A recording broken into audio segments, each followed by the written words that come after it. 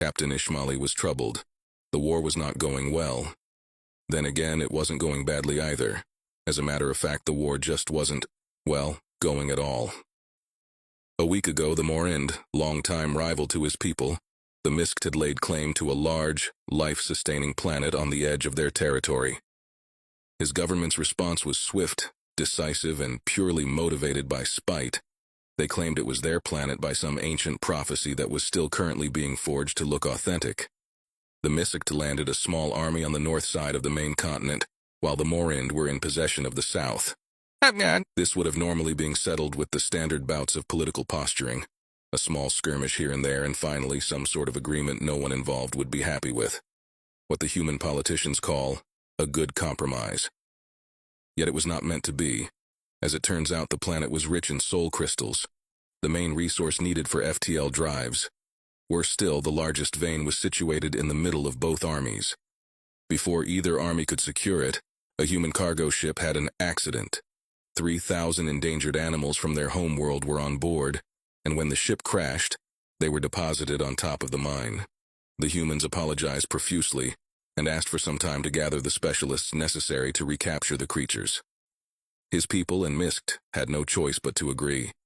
The Morend were military allies of the Deathworlders, and his people traded almost exclusively with them. No one bought the idea that this was an accident, though. The dumbest, most inbred noble either nation could proffer still qualified as sentient.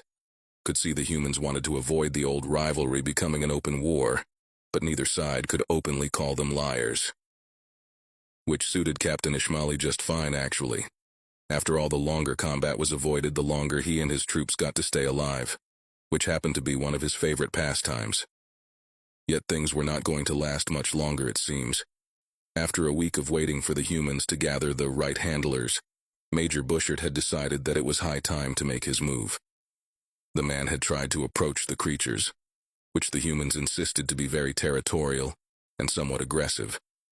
At first, he tried to reason with them to no effect. He then tried to bribe them with food. This seemed to work, at least for a moment.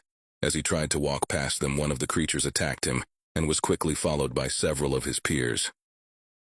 The Major survived, though he and those who pulled him out of there were severely injured. The demons didn't so much bite as rip pieces off of anyone that got close enough to them.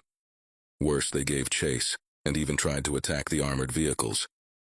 Perhaps the humans were not lying when they claimed the need for experts to deal with these abominations.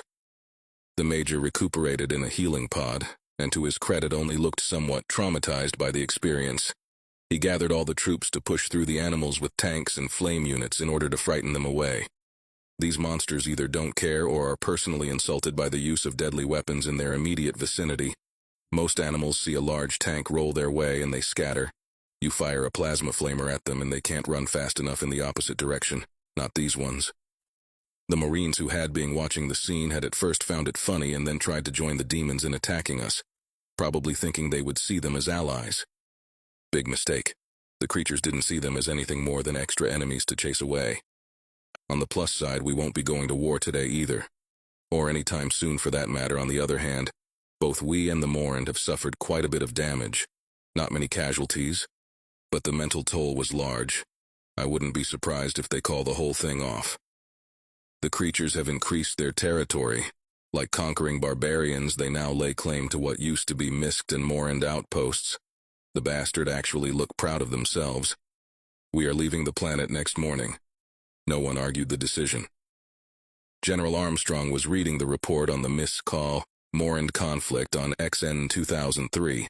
Thanks to fast thinking on his part, war was avoided, and both sides were leaving the planet. Someone knocked at the general's door. General Armstrong. Come in. It was his secretary, Pauline. She nodded a short salute and gave him a datapad.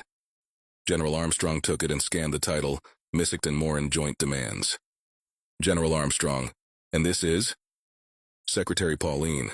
Reparation demands for war crimes for the use of bioweapons. General Armstrong chuckled a bit and put the datapad in a nearby trash can. General Armstrong. Ha! Come on. It was just a couple thousand ducks. How bad could it be? He looked at his secretary. She looked worried and wasn't leaving. She clearly had more to say. General Armstrong. Is something wrong?